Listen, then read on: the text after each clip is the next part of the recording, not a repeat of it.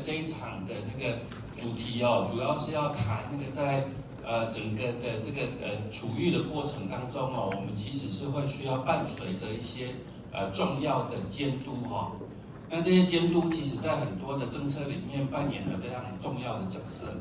好，那我们今天请到的是这个Allrise 那个董事 Christine Carpenter。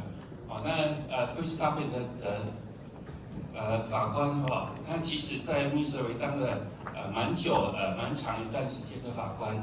那他也主持了包括一个长期的这个成人的毒品法庭精神健康的法庭那以及毒驾、酒驾等等在内的这样的一个治疗法庭的系统。那Carpenter法官他除了制定了这些系统他其实还花了很多的时间那去参与去培训那也在美国之外，在亚洲跟欧洲去参加这些研讨会，并且协助来帮忙建立这些治疗法庭的这些系统。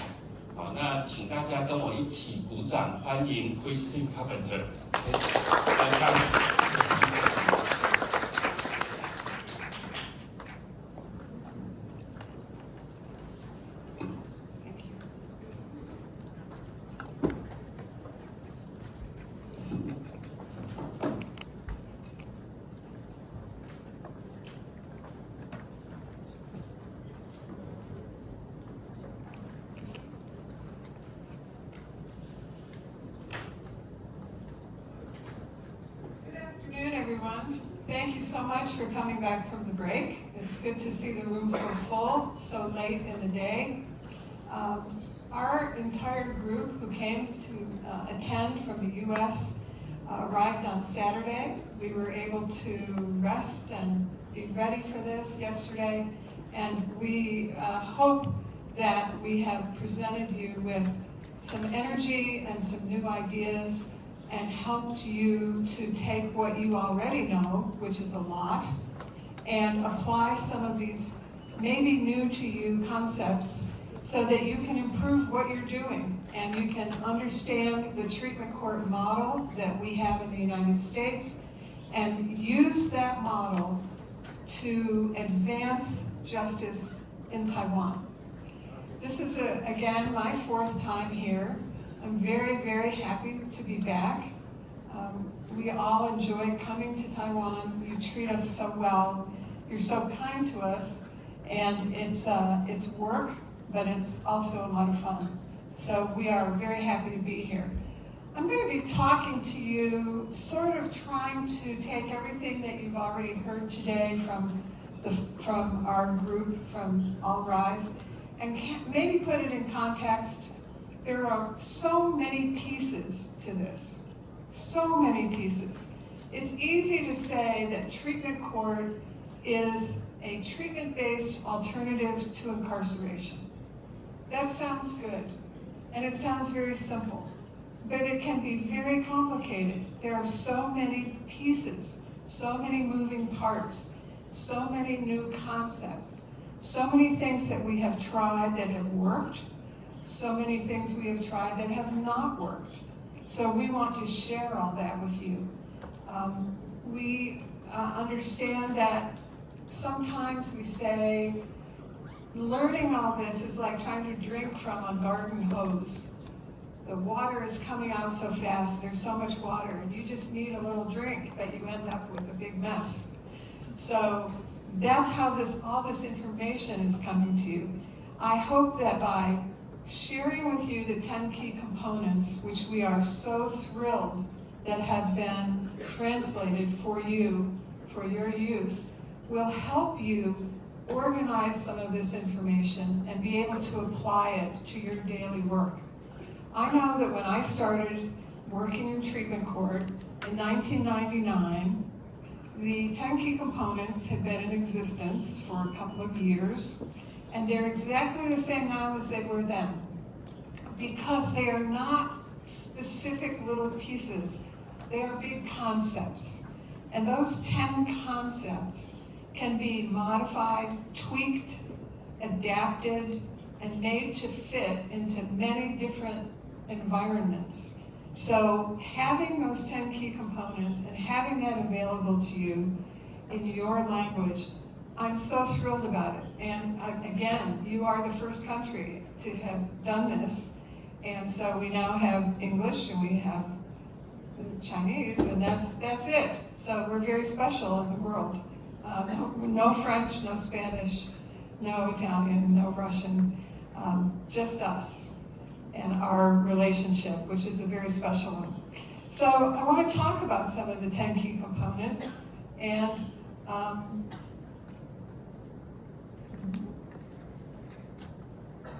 there we go. There are 3 specific ones that I'm going to talk about, and I think that, again, the idea is that it's a big concept, and that you can take this concept and adapt it how you need to make it useful to you in your environment. So very importantly, we're going to talk about number 5 of the 10. And number 5 is abstinence being monitored by frequent alcohol and drug testing. You already heard something this afternoon about the importance of drug testing, urine testing. We can't tell just by looking at someone whether or not they are using controlled substances or drinking alcohol. Obviously, sometimes people are intoxicated. They're very blatantly using drugs or alcohol. But for the most part, just looking at someone doesn't give us an accurate picture of what's going on with them. Testing is necessary for us to be able to know who we're dealing with, whether or not they're making progress in recovery. So the testing is a very important thing. We'll talk about that in some detail. Also, using a coordinated strategy to respond to behavior. That is a very complex 2-day training that we do. We spend all from 8 to 5, 2 full days just talking about that one thing. So we have so much training that we can share with you. But again, today I'm going to go over some big umbrella type topics, but we will talk about that coordinated response. And the simplest way to put that is recognizing people's behavior and responding to it in a way that might modify that behavior as needed.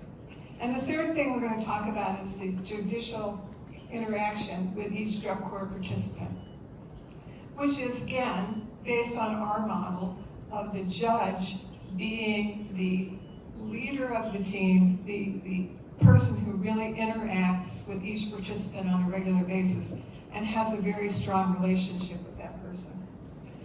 So let's talk very briefly about drug and alcohol testing. And these are just some real highlights that I want to point out to you that we need to keep in mind when we're talking about testing. It needs to be frequent. We know, science tells us that when someone ingests a controlled substance, depending on what that substance is, the metabolites from that drug will remain in their system for a certain amount of time. Now, it's not precise. It's maybe hours, it may be days, it may be weeks. But we do have a window of opportunity when we can test urine and tell if someone has used a specific drug or alcohol. And then we know what we're dealing with. We have an indication that this is a person who is still in active use. Or we have an indication that this is someone who has some sustained abstinence. And that helps us decide how to respond to their behavior. If someone is still in active use, they're still testing, showing us that they're continuing to use drugs, we treat them very differently than we do from someone who's in recovery, who has not used drugs in quite a while, and who's been able to remain abstinent. So knowing where someone is with their drug usage is very important to us. So we want to test people frequently. Our goal is to average 2 times a week when we have people supervised in our treatment courts. We find that if the tests are that frequent, we eventually will discover if they are testing positive for drugs. The tests also need to be random. We see so many drug tests done by employers or schools or athletic associations, and they will call somebody and say, you're going to have a drug test next Thursday. Well, what happens then? The person makes sure that they're going to be okay next Thursday. And if they know ahead of time that they're going to be tested, there are steps they can take to ensure that. Whether it be abstinence or whether it be tampering in some way. So it truly has to be random. And they need to know that they're going to be tested frequently and randomly, and that any day they could be tested. And it might be 2 days in a row. It might be 3 days in a row. They might go 5 or 6 days without a test.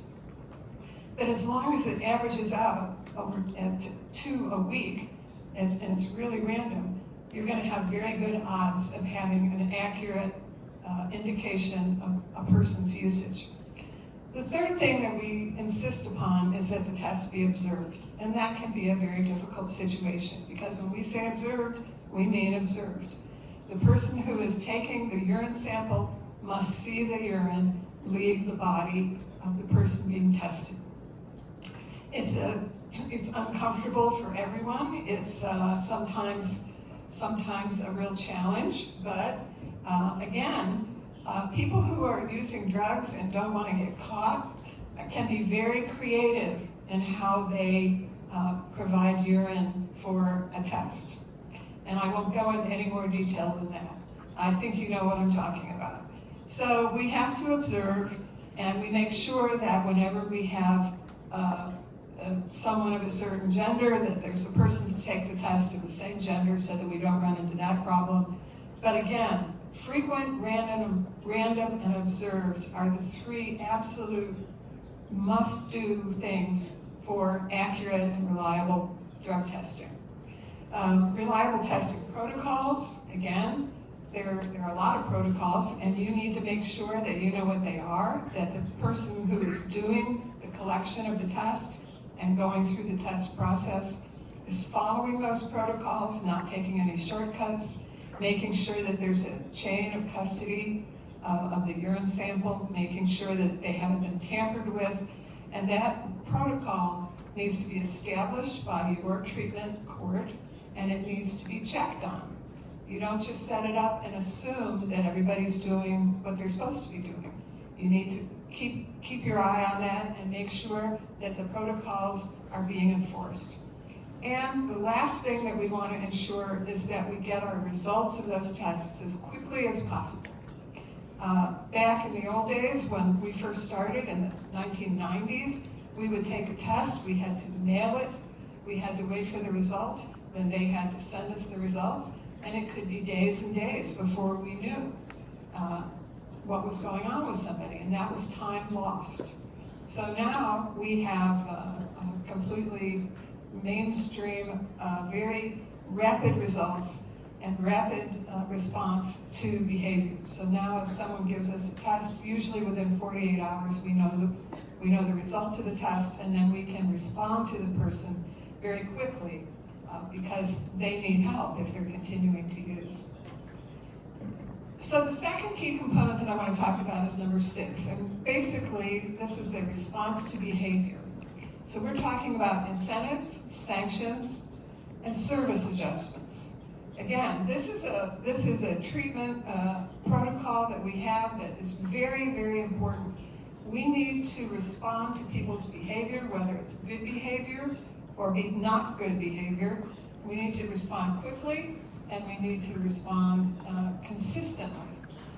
Anybody who has studied psychology, you understand that these are things that are based on ideas that were tested and proven early in the 20th century, things like Pavlov's dogs, things like Skinner box. We understand that we are in the business of behavior modification.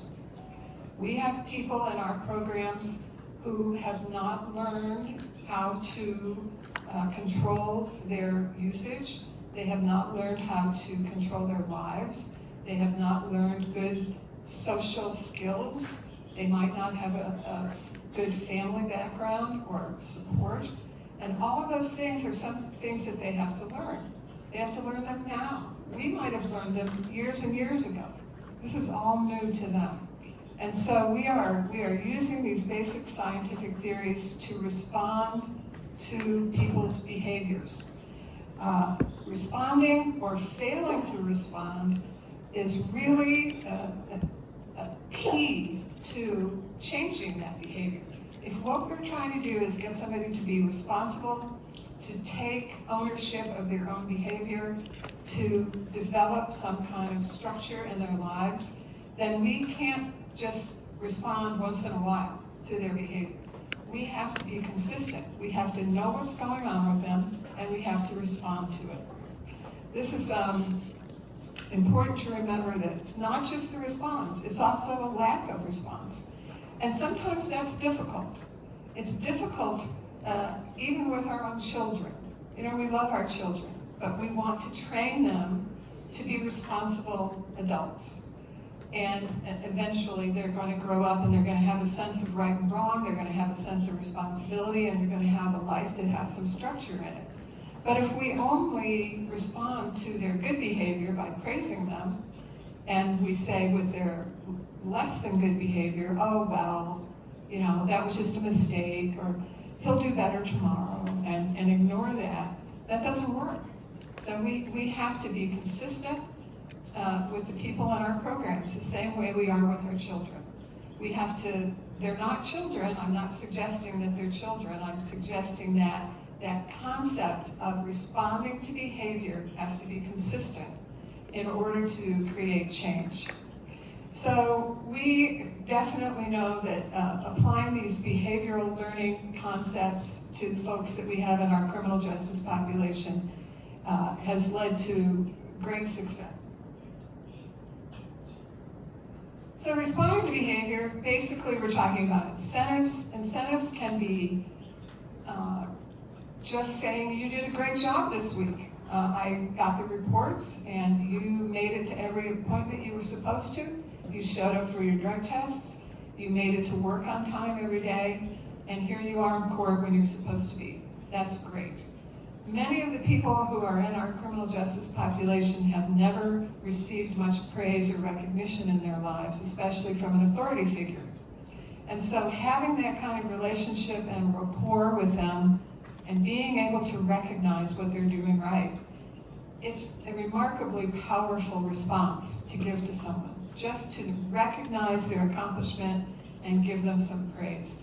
We also sometimes reward people with more specific things. We give them small tokens, small gifts, small recognitions of the things they've done right. Even if it's some kind of a certificate that you make on your computer. I know that we have had probation officers visit our participants in their homes and seen these little certificates that we give them. They're taped to the refrigerator because they're proud of them.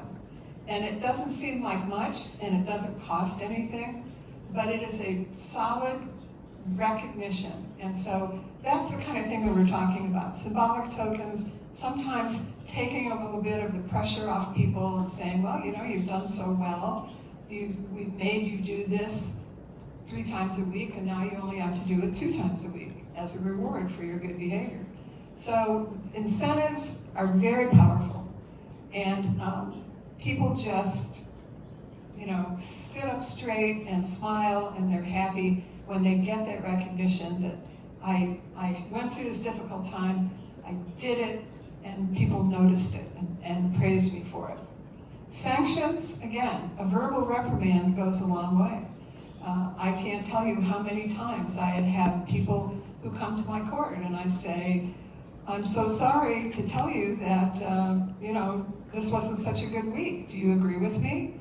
And they go, oh, Judge, I'm so sorry. I know you're disappointed in me. I don't want you to be mad at me. I mean, they're really remorseful. And this is just a conversation. This isn't a punishment. This is just recognizing that they were unable to complete their tasks this week or to stay on track with their recovery. And just discussing it in an open way and telling them that you are disappointed in them really has a strong effect. But sometimes we need more than just the chat. Sometimes we need to change the case plan. We need to modify how things are. Or we might need to do some other kind of a stronger reprimand. We might need to do something like say, you're going to have a curfew since you can't get up in the morning, you need to be home at 9 o'clock every night, and we're going to enforce that curfew. That's the sanction. So we try to tailor our sanctions to behavior to fit the problem. And like I said, if someone can't make it somewhere at 8 o'clock in the morning, maybe they need to be home at night. And so we, for example, introduce a curfew to them. But electronic monitoring, coming in to see your probation officer every day, which is not easy to do, but it gets people back on track. So again, we're recognizing their behavior, whether it's positive or negative, and we're responding to it, either with a positive or a negative response. And service adjustments, we don't just say, you're doing great, keep doing it, or you're not doing well, I'm going to punish you. We also look back to ourselves and say, what are we missing? This person has to go to treatment 5 times a week and they keep missing it. Why are they missing it? Maybe they don't have transportation. Maybe they have a sick child. We need to be aware of all of those things and then possibly make adjustments. They might need more treatment, they might need less treatment. They might need more group, or they might need more individual, for example. So we make adjustments, again, as needed, making the case plan different. And again, it's not always negative, it can be positive. We can make a service adjustment saying, you know, you're doing so well, you don't need to see your probation officer twice a week. Now, once a week is enough. So we always want to make sure that we are aware, we have good, accurate reporting, we're aware of their behavior, and we're responding to it. And then making sure that they understand what we are responding to. You don't just say, you had a terrible week and you're going to have to go to jail for a day. You explain to them what was expected of them, what they didn't do, and how you're going to respond to it. And again, participants should want the incentives.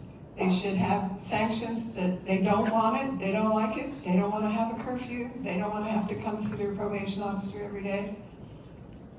But they might need the service adjustments. So again, this is one slide that is summarizing things that we talk about for hours and hours when we do our training sometime. You heard this morning from Matt when he talked about proximal, distal, and managed goals. This is another thing that we need to keep in mind when we're responding to behavior. If someone has a distal goal, a goal that's something they can't do right now, it's a goal that they can't get a job today. They can't get custody of their child today. They can't stop using drugs completely today. This is a goal that's distal. And then we punish them because they don't have a job. That's not appropriate. We need to recognize if it's a proximal goal, it's something they can do, they're just choosing not to do it. We respond to that differently than we do if they're not accomplishing a distal goal, because they can't get there yet.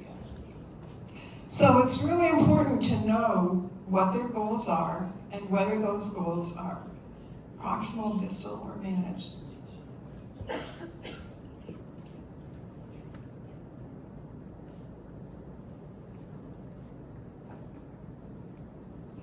You also heard from Matt about RNR, the risk needs responsivity. I think it's important to make sure that everybody understands what we mean when we talk about risk and need. We talk about it a lot in our programs, and I think sometimes there's a misunderstanding of what we mean when we're talking about risk and need. Risk sounds dangerous, doesn't it? I mean, risky behavior, driving fast, jumping into water from a high place, riding a motorcycle, or playing with a gun or something. Those are risky behaviors, they're dangerous. And when we talk about risk, I think a lot of times that's where our mind goes. When we think, if this person has high risk, they might be dangerous. They might be somebody that is a threat to us. They might be violent. They might have that kind of problem. That's not the kind of risk we're talking about when we talk in this context.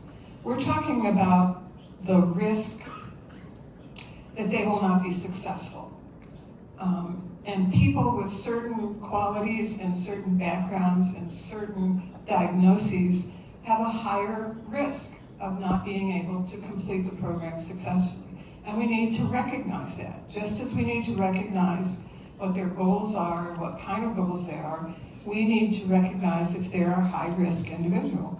So if we have someone who's high risk, by using an assessment or a tool, which you also heard about earlier today, that's just another one of those pieces that I was talking about when I started. We have so many of these little pieces, and we're trying to put them all together to get the best possible outcome that we can, using what we know and using the best practices. So again, we're looking at someone's risk level, and we don't treat everybody the same. We treat people with high risk differently than people with low risk. Same thing goes with need. And when we talk about needs, we're talking about their level of substance use disorder, whether it's mild, moderate, or severe. Someone who is high risk and high need has high, we have big expectations of what we're going to have to do for that person. They're going to have a lot of treatment. They're going to have a lot of supervision to deal with both the high risk and the high need. We don't treat that person the same way as we do with someone with a different combination of risk and need levels. And it's also not indicated that those people should be in the same groups together. We don't want to have a high risk, high need individual in a treatment plan with a low risk, low need person. Because somebody's going to change. One of those two people is probably going to change. And it's not going to be the high risk, high needs person. It's going to be the low risk, low needs person. They're going to change, and not for the better. So it's again, another one of those pieces. How can we need to make sure that we do the appropriate screening so that we can get people into the right case plan, and then we can keep people in the right treatment block where we're not mixing up risk and need levels to the detriment of some of our folks. So again, the responsivity, we are tailoring everything that we're doing to that person. And using the assessment, I can't tell you enough. I was so happy to hear that after this morning, the summary done by the moderator talking about the tailoring the intervention. So it's really important, and again, this is all part of how we respond to behavior. How do we respond to our clients' behavior? So, I think that this is a slide that I would encourage you to maybe print it out and laminate it. I know that's what I did.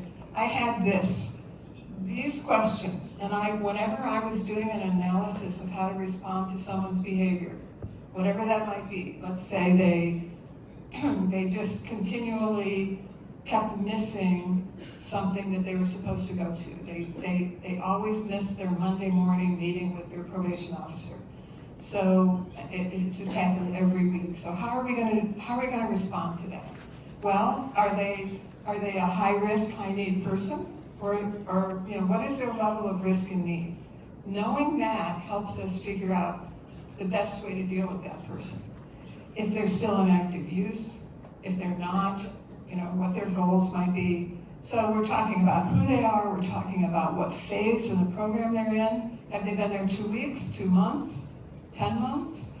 It's very different. We have higher expectations of people who have been in our program for a longer period of time. They should have put together a little bit of time of not using drugs. They know what they're expected to do. Some of their just little goals have become proximate goals. And so, where are they in the program? Which behaviors are we responding to? Again, same thing. Is it a proximal or a distal goal? We don't come down like a ton of bricks on someone who can't accomplish a distal goal right away. We treat it differently. we choose a response to their behavior, and then we decide, what is it and how strong is it going to be. We might need to do something like keep a person under control, under more supervision. Does that mean we want them to come see their probation officer every day, or maybe every other day, or maybe once a week? It depends. So not only do we need to choose a response, we need to figure out, how strong a response it should be. Sometimes a small thing can be dealt with in a small way. You don't have to beat them to death with a hammer to get what you want.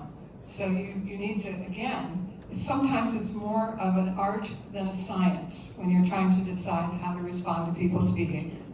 And that's the last one, how do we do this?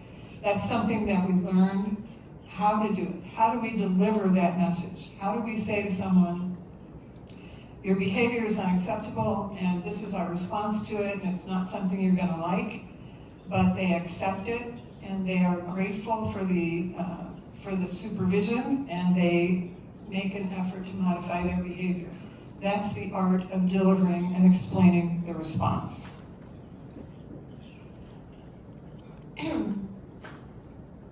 The biggest things, again, so many pieces. We're talking about the risk and need, and we're talking about distal goals. And but two things that you really need to make sure you understand: there's always got to be that certainty that there's going to be a response. You can't say, oh, this is his first time messing up, let's just let it go. You've got to respond to the behavior. And your participants, the people in your program, need to understand that there will be a response to the behavior, whether it's positive or negative. There's going to be a response, and they need to be able to count on that.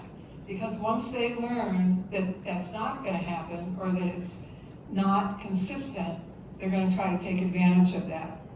Immediacy is also extremely important. That's when I talked about drug testing. That's the thing where we want to really get our results quickly so that we can respond quickly. The closer in time between a problem and the way we address the problem, the more likely we're going to be able to fix the problem. In the United States, for the most part, our treatment programs are led by a judge. And the judge is a member of the team. It's the team's job to work with the participants, to get the information, to deliver the treatment, to have a case plan, to meet with the rest of the team, share the information. And every time that person is going to come to court and see the judge has the value of all of that information, all the input from the team members, all the suggestions of how to respond to the behavior, all the things that we've talked about. But the judge is the person who makes the decision and delivers the response. I know that your treatment courts are the prosecutor model, and maybe your judges are not as involved in the day-to-day work and treatment, but we need to have an authority figure who is the person who delivers the message. And that is really important. That person should want to be in the position they're in. You heard that when Mary Kay talked about the role of each team member, when she talked about the judge. The judge should be a person who wants to be a treatment court judge, who has had training to be a treatment court judge, and who sticks with the job for longer than 6 months or a year. The longer you do it, the better you get. So the authority figure really needs to be there. They really need to be the leader of the team. They need to get the information, but they need to be the one who's going to deliver that. I see this as an area that we can work together on in the future as we continue these symposiums. This concept of how do we come up with this person, who's that going to be on your team, in your model, and how is that going to work? Because I think that it's a really important principle, and I hope we get to work on it again in the future some more. So again, there should be frequent and meaningful contact between this person, this judicial officer, the person who's going to be delivering the message. It should be a respectful situation between the participant and the judge. We don't treat people badly. we can deliver the message to them, we can provide the supervision, we can provide the response to behavior without being insulting or demeaning, and we need to make sure that we keep it professional and respectful. That's what we want them to treat, how we want them to treat us, and that's how we should treat them. And again, the judicial officer is the person who makes the final decision after getting everything that they do from the team. So we want to keep the risk needs responsivity tool and use it, develop it, use it. It's incredibly important. We want to have an alliance. Instead of catching people doing things we don't want them to do, have an attitude of, we would like to catch you doing a good job. We want to see you succeed and make sure that they understand that we do that. Again, you heard from Matt about recovery capital, very important. Again, another one of those pieces that we can talk about for a long time, just recovery capital. Home visits, drug testing, all of these things fit together to achieve the goal that we had for the title of this, which is how to have better judicial supervision in our programs.